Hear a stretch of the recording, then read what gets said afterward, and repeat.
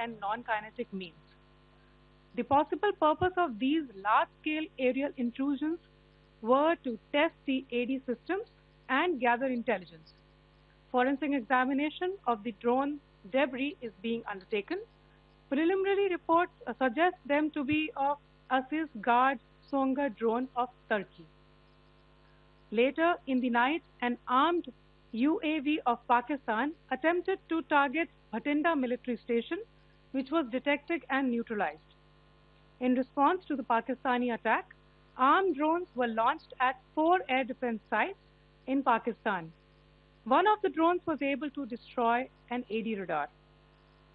Pakistan also carried out artillery shelling across the line of control using heavy caliber artillery guns and armed drones at Sangdhar, Uri, Poonch, Mendhar, Rajouri, Akhnur, and Udhampur in Jammu and Kashmir area, which resulted in some losses and injuries to Indian Army personnel.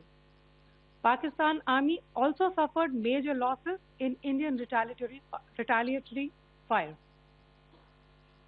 Additionally, Pakistan's irresponsible behavior again came to fore. Pakistan did not close its civil airspace despite it launching a failed unprovoked drone and missile attack on 7th May at 8:30 hours in the evening. Pakistan is using civil airliners as a shield, knowing fully well that its attack on India would elicit a swift air defense response. This is not safe for the unsuspecting civil airliners, including the international flights, which were flying near IB between India and Pakistan. The screenshot we just showed and we shall share with you, it shows the data of the application Flight Radar 24 during a high air defense alert situation in the Punjab sector. As you have seen, the airspace on the Indian side is absolutely devoid of civil air traffic due to our declared closure. However, there are civil airlines flying the air route between Karachi and Lahore. Amongst the other civil aircraft that you can see, we have highlighted an aircraft which is Airbus 320 of Flynas Aviation, which was originated from Dammam at 1750 hours and landed later at Lahore at 2110 hours in the night. Indian Air Force demonstrated considerable restraint in its response, thus ensuring safety of international civil carriers.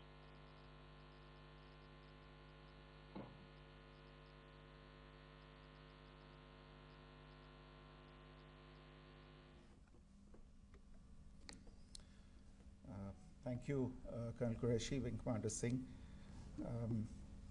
I have just a few points to share in addition. कल रात की पाकिस्तानी सेना की कायरतापूर्ण गतिविधियों से आपको colonel Qureshi और विंग कमांडर सिंह ने पहले ही अवगत करा दिया गया है.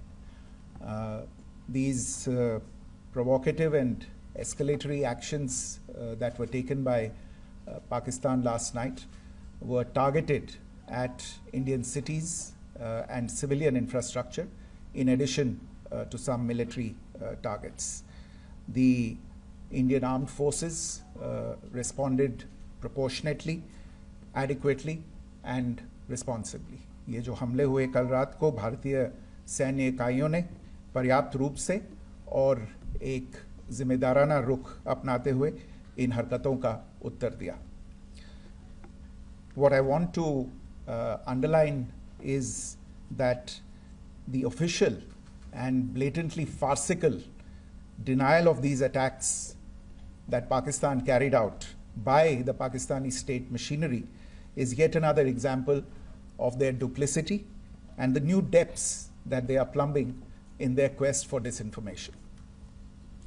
The other point in the same vein is Pakistani claims that they did not target or attack any religious places. You would recall that yesterday I shared with you an incident related to the attack on a Gurdwara in Poonch.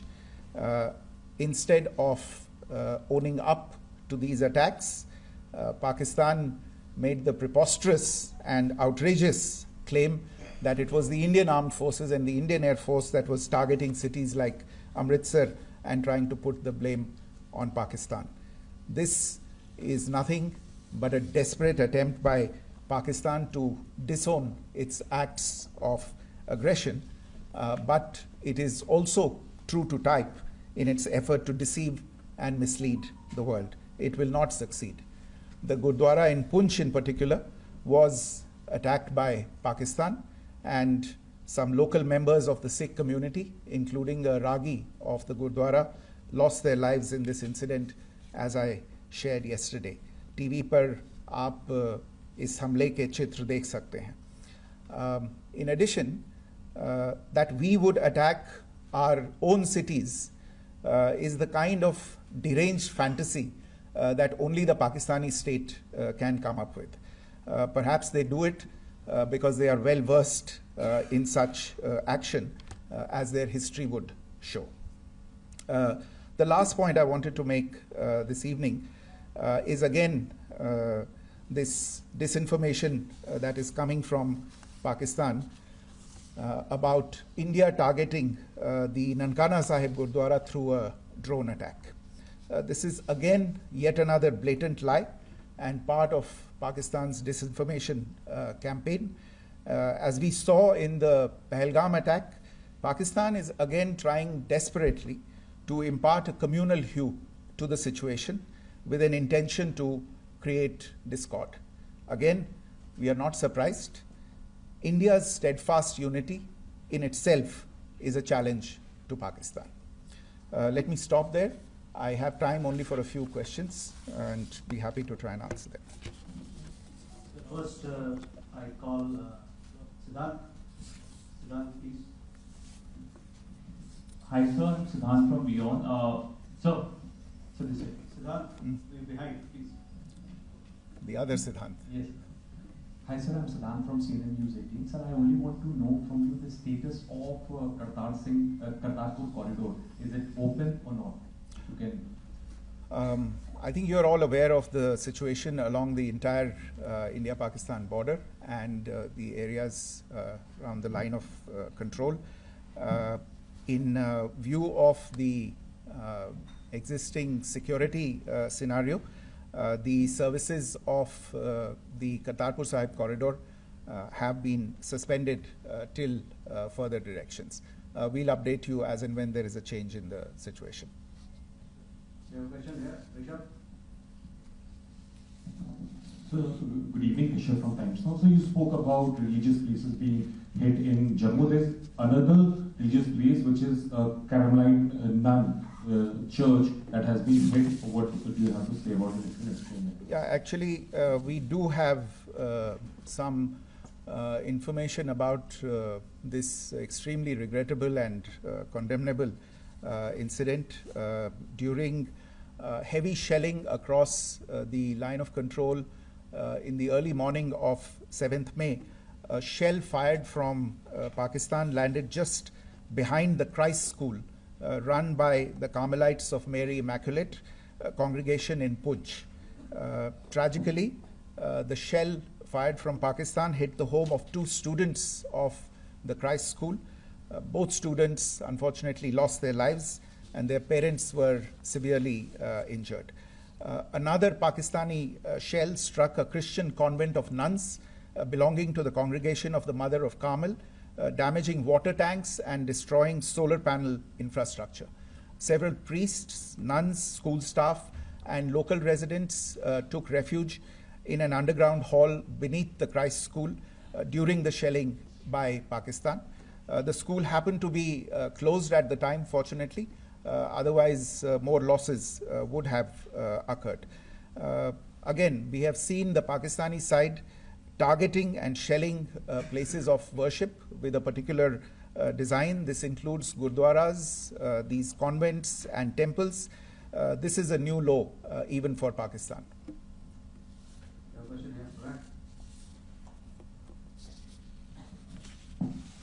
Sir Pranay Upadhyay अमर जहाज से sir कल आपने इसी podium से पाकिस्तान के IMF bailout को लेकर और इंडस वाटर ट्रीटी को लेकर जो टिप्पणी की थी उसकी पाकिस्तान में काफी तीखी प्रतिक्रिया भी आई और उसके बाद हमने देखा कि पाकिस्तान की तरफ से किस तरीके से लेह से लेकर भुज तक पूरी बॉर्डर के ऊपर जो इन्वेजन था वो किया गया मौजूदा सिचुएशन के अंदर पाकिस्तान के बेल आउट पैकेज को लेकर और पाकिस्तान के अटेम्प्ट्स को लेकर आपका क्या असेसमेंट है? और दूसरा ये भी जानना चाहेंगे कि पाकिस्तान की तरफ से ये जो अटेम्प्ट किया गया था उसका भारत ने अभी तक उस तरीके का कोई जवाब नहीं दिया गया है, तो क्या भारत इसका जवाब देगा जो कार्रवाई हुई है बीते 24 घंटों में? देखिए प्रणय, जहाँ तक इंडस वाटर्स ट्रीटी का सवाल है, मैंने कल विस्तार से उसके बारे में इसकी चर्चा की है. Indus Waters Treaty is in abeyance, and as such, I have nothing further to add to the decision that was announced by the Cabinet Committee on Security. जहाँ तक IMF bailout का सवाल है, आपको ज्ञान होगा कि IMF की आज मीटिंग हो रही है. हम वहाँ पे अपना पक्ष रखेंगे और जो हमारा मत है इन चीज़ों को लेके वहाँ पे साझा करेंगे दूसरे मेंबर्स के साथ. ये बोर्ड पे निर्भर है कि वहाँ पे क्या निर्णय होता है. और जहाँ तक जो कार्रवाई हुई है उसका जवाब देने का जो आपने जो प्रश्न उठाया है, जो आज ब्रीफिंग हुई है, जो आपको सूचना मिली है, मैंने भी कहा है कि जो आज सवेरे तड़के सवेरे जो गतिविधियां हुई, भारत ने उनका एक जिम्मेदाराना पूर्ण तरीके से और एक पर्याप्त तरीके से उसका जवाब दे दिया है. सिद्धांत. Hi sir, Siddhant from Beyond. Sir, the External Affairs Minister has spoken to many of his counterparts around the world. Yesterday he spoke to the US Secretary of State Marco Rubio. So what were the key areas of conversations during that call? Yes, the minister had a conversation with the US Secretary of State. As you can imagine, the focus of discussions was the terrorist attack in Pahalgam and the response that India mounted after that on the 7th of May. The Secretary of State shared his thoughts on these developments with the minister. The minister deeply appreciated the US's commitment to work with India in the fight against terrorism, and he also underlined the targeted measures that India had taken in connection with Op Sindoor. The minister also underlined that India would firmly counter any attempts at escalation from there. But in follow-up to that, as you are aware, there have been a number of other conversations. The minister had a conversation with the UK Foreign Secretary, David Lammy, today. There too, the discussion centered around countering terrorism, for which there must be zero tolerance. And I understand just a short while ago, the External Affairs Minister has also spoken to the Foreign Minister of Norway, Espen Barth Eide, which was also focused on recent developments stemming from the terrorist act in Pahalgam. One last question, Sudeep. Sir, Foreign Secretary, thank you for doing this. Shri Ranjan from Bloomberg. Foreign Secretary, India had struck Bahawalpur the other day, which is also connected with the murder of one of us journalists, Daniel Pearl. If you could give us an understanding of what exactly are the reports that you're getting. You're right.